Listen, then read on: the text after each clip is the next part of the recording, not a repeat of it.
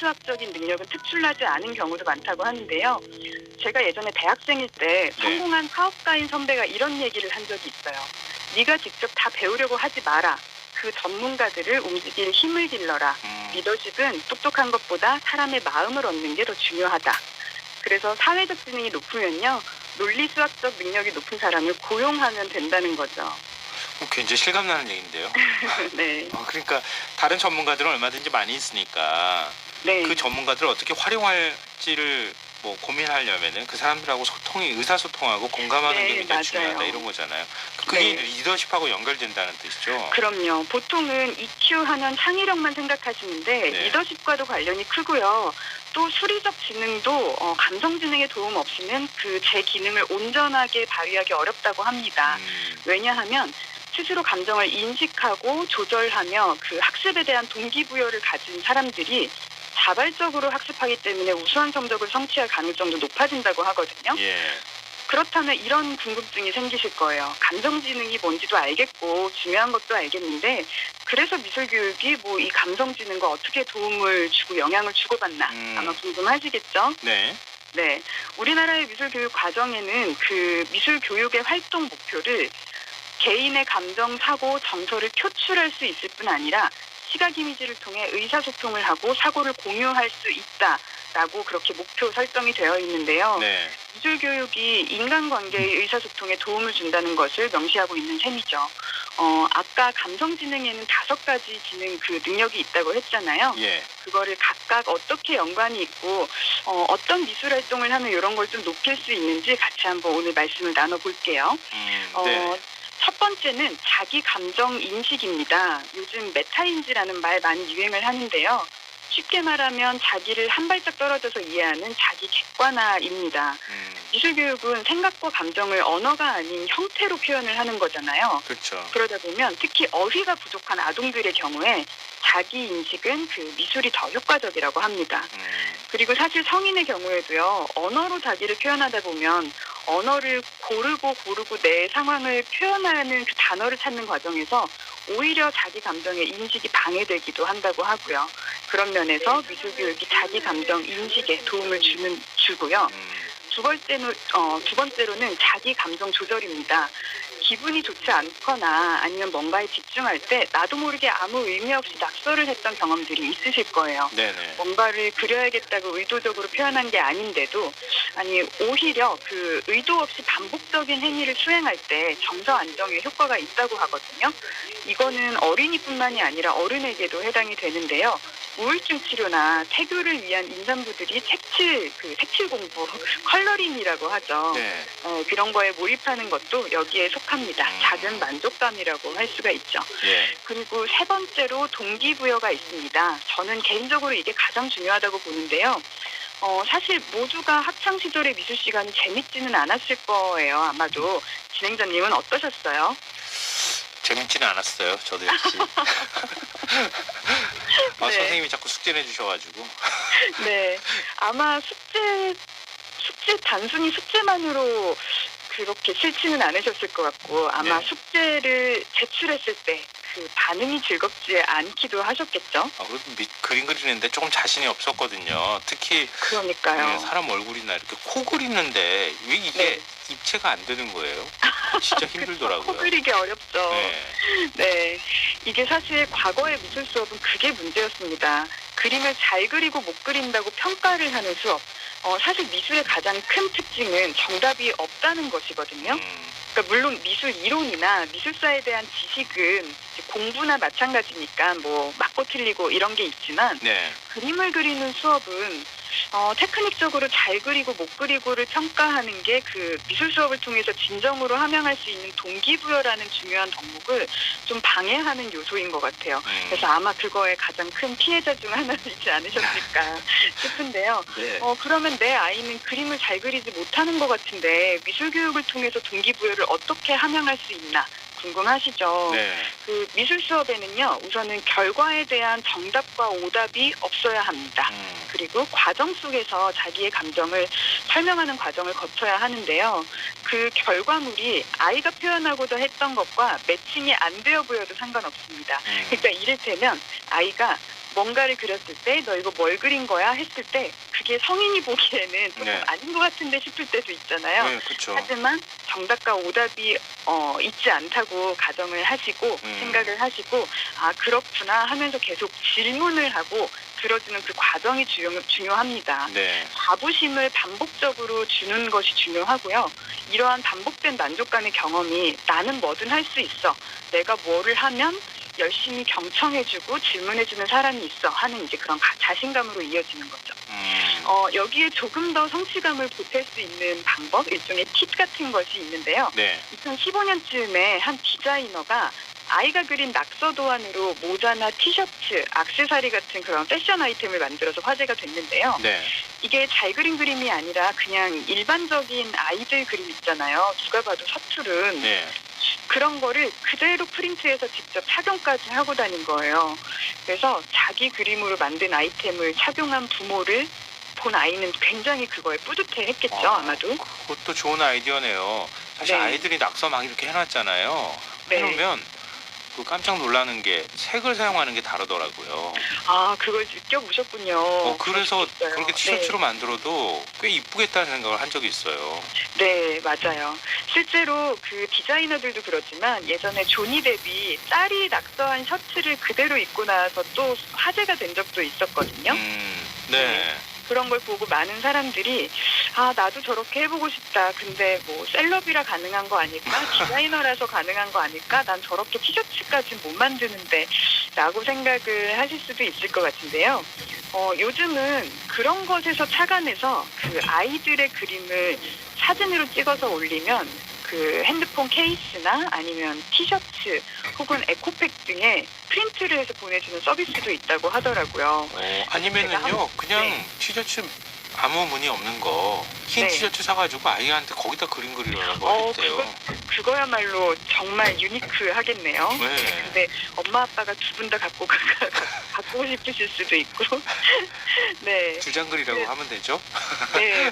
좋은 생각이에요. 예. 그래서 이런 기념이 될 수도 있고 기념뿐만이 아니라 아이들의 자부심을 높일 수도 있으니까요. 네. 이번 어린이날 맞이해서 티셔츠에다가 직접 그림을 그려보시거나 아니면 또 이게 여러 번 빨면 좀 이렇게 좀 손상이 될 수도 있으니까 네. 그런 서비스 찾아보셔서 한번 제작을 직접 해보시는 것도 재밌는 경험 될 것 같아요. 네. 그리고 감성지능의 능력 중에 네 번째, 다섯 번째는 바로 타인의 감정을 인식하고 원만한 대인관계를 유지하는 것인데요. 예. 앞서 설명드린 것들은 다 셀프, 자기에 해당되는 것들인데 이 네 번째, 다섯 번째는 그룹으로 할 때 가능합니다. 그러니까 정답과 오답, 잘 그린 것과 못 그린 것, 이제 이런 거를 판단하지 않는 미술 수업이어야 되고요. 네. 그렇다면 이런 걸 느낄 거예요. 타인과 경쟁하지 않고도 자유롭게 이야기를 나눌 수 있구나 하는 즐거움도 느낄 수가 있고요. 또 다른 친구들의 작품을 감상하고 그 친구 이야기를 들으면서 아, 저 친구는 저런 감정을 갖고 있구나 하는 이제 훈련도 같이 할 수가 있는 거죠. 네. 네, 많은 이야기들을 했는데 한번 정리를 해보자면요. 결국 미술 교육의 중요한 특징은 정답이 없는 것입니다. 하지만 우리 이제 성인들은 이걸 아이에게 교육을 하셔야 되는 성인들은 아마 학교에서는 이런 교육을 접하지 못하시고 미술로 평가를 받은 경험이 많으실 거예요. 네. 그때의 불편함을 생각하시면서 우리 아이들한테도 잘 그렸다 못 그렸다라고 하는 그런 평가가 이제 미술 교육이 진정으로 가질 수 있는 그런 교육을 조금 방해한다는 거를 다시 떠올리시면서 경쟁하지 않을 수 있는 그래서 성취감, 만족감, 자신감을 불러일으킬 수 있는 그런 미술 교육 한번 진행해 보시면 좋을 것 같습니다. 학시적으로 딱 좋은 얘기를 해주신 것 같아요. 네, 제가 이 이야기를 예전부터 하려고 했는데 오늘 하면 좋을 것 같아서 조금 네. 아껴두고 몇 주를 참았어요. 근데 지금 잠깐 쉬어가는 타이밍으로요. 예. 재미로 보는 낙서에 대한 심리 한번 알려드릴까 해요. 이게 정말요? 예. 네, 이거는 어린이뿐만이 아니라 성인들도 낙서 많이 하잖아요. 예. 무의식적으로. 저는 특히 전화할 때 많이 하더라고요. 네. 그 메모지 있으면 그렇지 이렇게 않으세요? 끄적끄적 하잖아요. 그러니까요. 예. 네, 나도 모르게. 예. 그럴 때 자주 그리는 패턴이 동그라미 형태인지 이렇게 동글 그리는지 아니면 네모 형태인지 아니면 지그재그 형태인지 이거에 따라서 그 사람이 약간 어떤 성향을 가질 수 있다. 이제 이런 거를 좀 알아볼 수가 있다고 하는데요. 동그라미, 네모, 지그재그. 진행자님은 어떤 쪽이세요? 저는 동그라미 쪽인 것 같아요. 아, 동그라미 쪽이세요? 예. 아, 그럼 잘 들어보세요. 청취자분들께서도 내가 평소에 하는 낙서 혹은 우리 아이가 평소에 어떤 낙서 하더라 한번 떠올려 보세요. 우선은요. 네. 동그라미 패턴입니다. 동글동글 스프링처럼 그리거나 아니면 큰 원형 옆에 작은 원형을 계속 붙이면 이렇게 꽃 모양처럼 되기도 하고요. 네. 해를 그리거나 달팽이를 그리거나 등등 동그라미 형태를 많이 그리는 분들은 사람들 사이에서 살아가는 자신의 모습을 자주 돌이켜보는 섬세한 성격의 소유자라고 해요.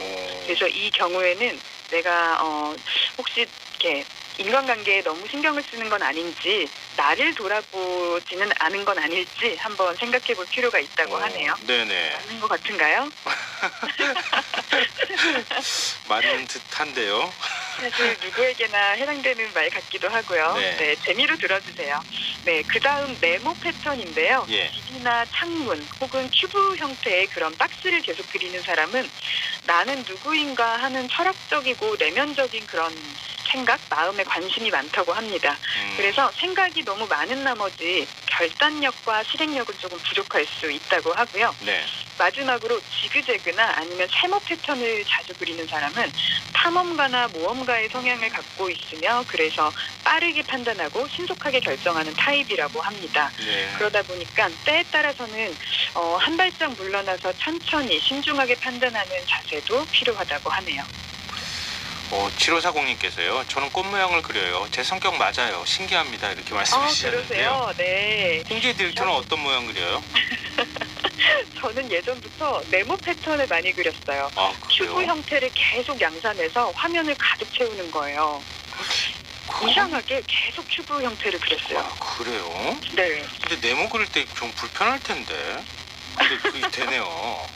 아, 그러니까 그런가요? 그러니까 사람이 다 각자 다르겠죠. 그러니까요. 네. 그래서 이거 정말 재미로 준비한 건데 생각해보니까 주변에서 저한테 생각이 너무 많다고 뭔가 있으면 그거의 의미가 뭘까 이거는 막 본질적인 의미가 뭘까 자꾸 분석하려고 든다고 생각 좀 비우라는 얘기를 많이 듣기는 하거든요. 네네. 네, 어느 정도 맞는 것도 같아요. 예. 네, 자 우리가 지금까지 감성지능에 대한 이야기를 나눠봤는데요. 네. 남은 시간에는 문화자본에 대한 이야기를 해볼까 합니다. 문화자본요. 그 사회학 용어 아닌가요? 보통 사회학 네, 용어로도 쓰는 맞아요. 걸로 알고 있는데. 맞습니다. 예. 네.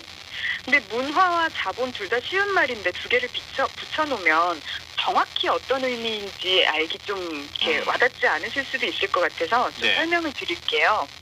우선은 마르크스는 경제적 재화를 자본으로 봤습니다. 네. 우리도 보통은 자본이라고 하면 경제적 재화를 생각을 하죠. 네. 그래서 막스도 돈이 많고 부유한 것으로 지배계급과 피지배계급을 나눴는데요. 네. 근데 한번 생각을 해보면요. 자본가 계급이 단지 돈이 많은 거 말고도 고가의 옷을 입고 쾌적한 집에 살거나 알고 보니 공부도 잘하고 어릴 때 뭐 이렇게 익힌 솜씨로 악기도 잘 다루고 유명 화가의 회화도 예전부터 봐와서 미술에 대한 안목도 높고 소위 로또에 당첨돼서 급하게 갑자기 부자가 된 사람들이랑 좀 다르잖아요. 네네.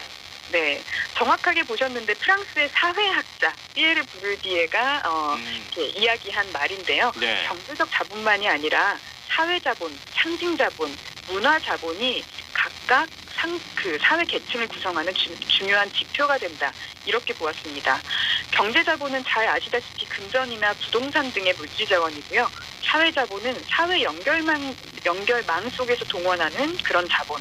그러니까 쉽게 말하는 인맥 같은 거고요. 예. 상징자본은 그 성이나 명예 등 사회적 이미지, 그리고 문화자본은 한 개인의 육체와 정신 속에 체화된 문화적 취향 혹은 관습까지 포함을 한다. 그래서 음식, 의복, 미적 선호, 문화적 취향 모두 문화자본에 속합니다. 그리고 이러한 문화자본은 계층적으로 다른 속성을 갖는다고 그 피에르 부르디에가 주장을 하는데요. 네네. 이거를 아비투스라고 부릅니다. 혹시 이것도 아비투스요? 들어보셨어요? 아비투스요? 네. 용어를 설명을 좀 해주세요. 네, 간단히 설명드리자면 계층적 문화 성향이라고 생각을 하는데요. 네. 각 계층마다 문화적 성향이 다르다. 그러니까 개인의 성향 같지만 알고 보면은 내가 이렇게 비슷한 성향을 가진 사람들을 보면 비슷한 계층에 속해 있다는 거죠. 굳이 이 어려운 단어를 소개해드리는 이유가요. 네. 아비투스를 좀 이상하게 해석한 책들도 많아요. 이를테면 서민과 귀족의 취향은 다르다. 그러니까 우리 아이를 상류층에 속하도록 상류층 아비투스를 갖게 하려면 뭐 미술을 배우고 와인을 배우고 뭘 해야 된다. 그런 책들도 시중에 나와 있더라고요. 예. 뭐 그런 게 아니고요. 아니라는 걸 설명드리기 위해서 이 용어를 좀 꺼내봤어요. 아비투스는 원래 아리스토텔레스가 처음 썼던 용어이고요. 네. 1000년 가까이 잊혀지다가 피에르 부르기에가 다시 사용을 한 단어인데요. 예. 계층의 문화 성향은 사회적 지위, 교육 수준, 사회 계층, 가정 환경에 따라 다르게 형성이 되었는데 부가 대물림되듯이 문화자본도 전승되는데 사실 이 문화자본이 계층의 유동성을 높여준다. 그러니까 계층 간 이동이 되게 쉽다라고 하니까 초중등 교육 현장에서 평등한 예술 교육이 잘 이뤄져야 한다라는 취지로 주장을 한 겁니다. 네. 그래서 좀 더 쉽게 말하자면 문화적 성향이 같으면 쉽게 친해지잖아요. 예. 그러니까 예를 들면 예술가들이 자본가들과 가까이 지내면서 친한 경우들이 있어요. 그 둘은 사실 경제 자본은 다르고 직업이나 사회적 환경도 다른데 문화 자본의 성향이 같기 때문에 쉽게 친해질 수가 있는 거거든요. 네. 그래서 과거에는 아비투스를 잘못 이해한 나머지 상류층의 문화자본이라고 여겨진 것들을 체득하기 위해 노력한 적도 있었는데 저는 청취자분들께는 상류층의 아비투스 이런 게 아니라 다양한 스펙트럼의 그런 문화자본을 체득한 사람이 앞으로 미래 사회에는 더 큰 힘을 가질 수 있다 이렇게 설명을 드리고 싶어요. 왜냐하면 경제자본은 체득하기가 어려운데 예술적 문화자본은 체득하기가 상대적으로 쉽거든요. 근데 내가 주어진 환경은 그렇게 바꾸긴 쉽지 않을 것 같은데 네. 근데 그나마 상대적으로 문화자본은 얻기가 좀 쉽다 이런 말씀이시잖아요. 그럼요. 그러면 그런 자본을 그러니까 성향이 비슷한 사람끼리 쉽게 친해질 수 있고요. 그럼 문화자본은 어떻게 얻을 수 있는 거예요? 네, 우선은 앞서 설명드린 감성지능은 정답 없이 자유롭게 표현하는 실기에 대한 거라면 예. 이 예술적 문화자본은 내가 직접 창작 활동을 하는 게 아니라 예술에 대한 이론적 지식과 감상이 기반이 돼야 됩니다. 그래서 좀 공부를 좀 하셔야 되기는 해요. 소위 예술 작품에 대한 안목을 갖는 건데요. 예술 작품에 대한 안목을 갖는 게 어릴 때부터 환경이 주어지지 않으면 어렵다고 생각을 하시지만 사실상 학습에 의해서 그렇게 노력을 하면 얻을 수가 있어요. 예. 특히 우리는 어릴 때부터 미술 작품을 그 집안에서 생활 속에서 늘 가까이 하면서 자라지는 못하는 경우가 많잖아요. 그렇죠. 그래서 성인이 되어서 미술 작품에 대해서 감상을 이야기하라고 하면 갑자기 틀릴까봐 걱정하면서 쭈뼛쭈뼛하게 되거든요. 네. 근데 어릴 때부터 그 미술 작품을 보고 자란 계층과는 이렇게 문화자본에서 여기서 차이가 생겨나는데요.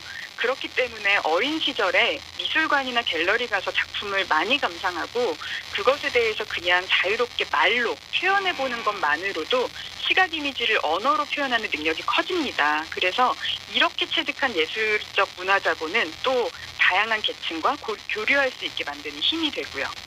그래서 미술관 자주 가시면 좋을 것 같아요. 무료도 많으니까요. 그렇죠. 예전에는 미술관 한번 간다는 게 그 문턱이 네. 되게 높게 느껴졌잖아요. 네. 요즘에는 아주 어렸을 때부터 미술관이나 박물관 많이 가니까 그런 네. 점에서는 교육의 방향이나 이런 건 참 좋다 이런 생각이 드는데요. 네. 근데 홍재 디렉터는 어때요? 제가 갑자기 궁금해지네요. 문화자본 당연히 많이 갖고 있으니까 지금 디렉터 하시겠죠? 지금은 그래도 많이 축적을 했다고 생각했는데 네. 사실 저는 어린 시절에는 그런 체득을 거의 못했어요. 가족이나 친족들 중에 미술뿐만 아니라 음악, 문학 등 예술 분야에 종사하거나 혹은 취향이라도 있는 분들이 단 한 분도 없었거든요. 그렇구나. 그래서 제 어린 시절은 꽤나 단조로웠는데요. 우연히 대학에서 제가 미술 전공을 하면서 이렇게 문화자본을 자연스럽게 체득한 사람들을 많이 보고 처음에는 이게 좀 저한테는 컴플렉스인 거예요. 네. 그래서 20대 때는 대부분의 돈과 시간을 이 경험을 획득하는 데 썼던 것 같아요.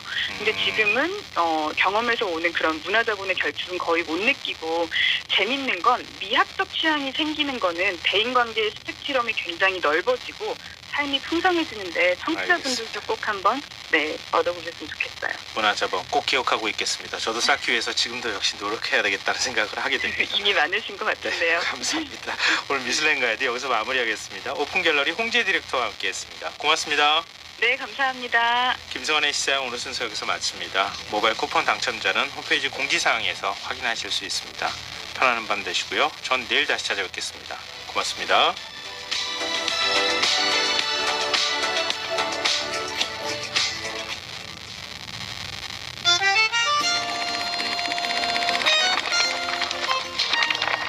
이다혜의 영화관, 정여울의 도서관.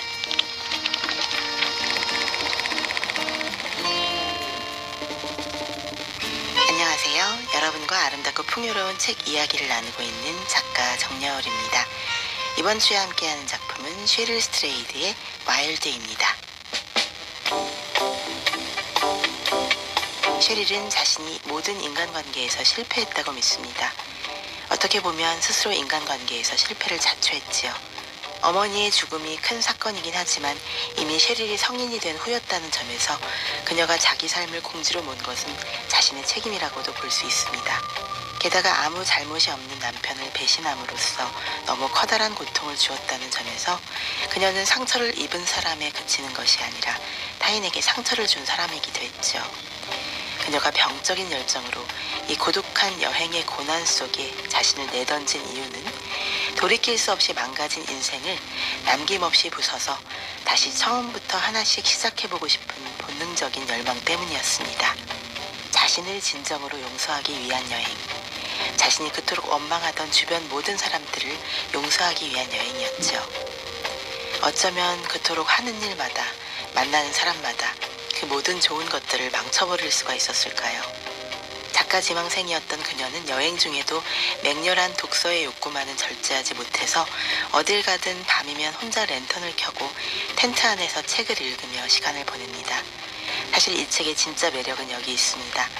그녀가 자신의 인생을 망쳐버린 과정보다는 그녀의 망가진 인생을 복구하는 과정의 특별함이 읽는 이의 마음을 사로잡습니다. 평생 모든 것을 자식들을 위해 희생한 어머니가 이제 막 인생의 기쁨을 조금이나마 누리기 시작했을 때 돌아가시자 쉐릴은 그동안 억압해왔던 모든 상처들이 한꺼번에 폭발해버리는 것을 느낍니다. 쉐릴은 비로소 세상에서 가장 사랑하던 존재인 엄마를 잃은 슬픔의 정체를 깨닫습니다.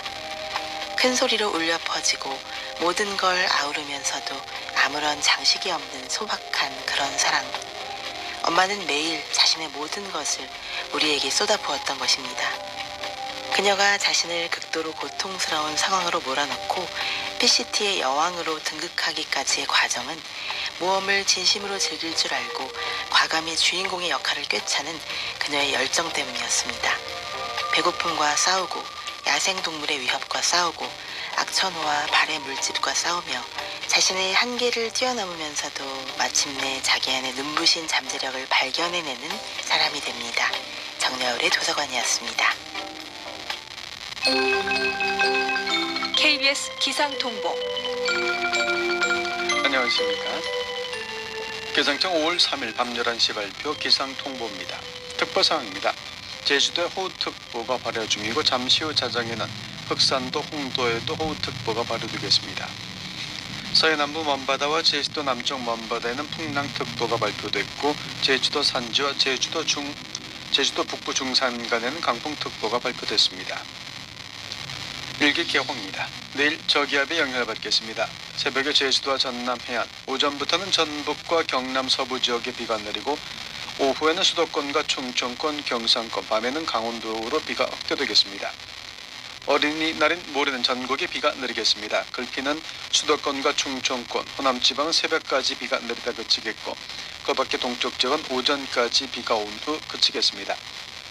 예상 강수량은 남해안과 제주도, 지리산부근 50에서 150, 제주 산지는 400mm 넘겠고 그 밖에 전국은 30에서 100mm, 수도권과 강원 영서에는 120mm가 넘는 곳이 있겠습니다.